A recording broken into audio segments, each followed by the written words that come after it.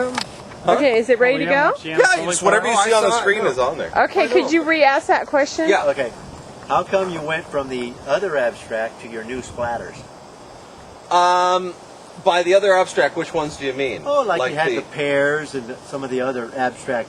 Well, those weren't really abstract. Well, no, they weren't, but they were little out of the normal envelope. And Yeah? then you went into what I call paint splatters. Jim on the like defensive drop side cloths. here. Zoom in for the close-up. Yeah, the dog's gonna. The new stuff that you're painting now, there's some that are different panels that are different shades, which is fine. Yeah. But then some of the newer stuff looks like drop cloths, just in different colors. Yeah. So, Why'd you go from the real pictures to drop cloths? well, you're talking about the difference between the traditional work that I did, like of the apple and the pears. Yeah, but and you still went a little step outside of that. Yeah, exactly. I don't know. It was more of an expressive type of artwork. Because like a lot of those ones that look like drop cloths, they're like 4 foot by 8 foot. So they're like Size does not matter. Well, Contrary to what your wife may have told you. Are you getting any of this, Mickey? Okay, that's a little calisthenic lesson for the old ladies.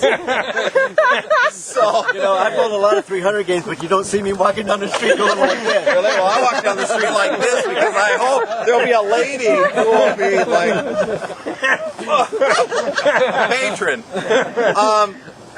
Well, just because they're very expressive and it's hard to describe. It's like an emotional kind of connection with the painting and the canvas, especially when you get an 8 foot long thing and you start laying the stuff down and trying to make it where it's a cohesive pattern over the whole thing without a pattern. I mean, where one part doesn't stand out of there. It sounds like bullshit, doesn't it? Absolutely. But it actually takes. I'm waiting till you get done because I have another question on top of that. Okay. It takes a little bit of work to try to get it down and move around the canvas so that it all equals out, so it's a balanced piece where nothing really stands out. Well, Jim, Okay. it is nice to know that you have at least one admirer, Yeah. Who's that? Val Shaver. Now you have this. He's actually have that following your artwork. Absolute gorgeous piece of work. Why would you change the colors and do the same shit? Why would I do basically the same thing in other Different colors? Yeah.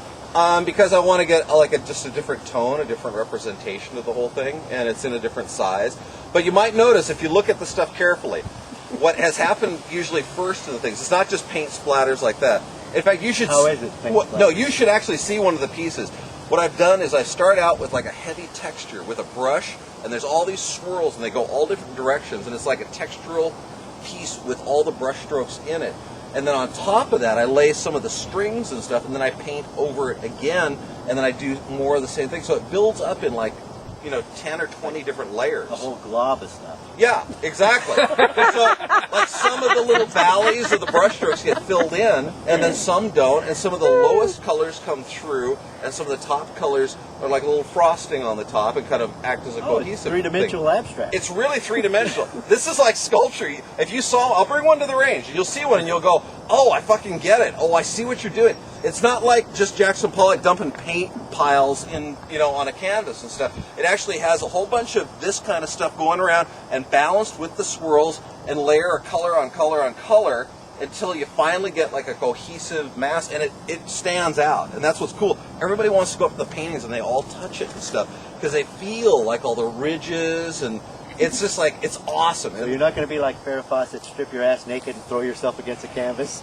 I don't want to see this. Not yet. No!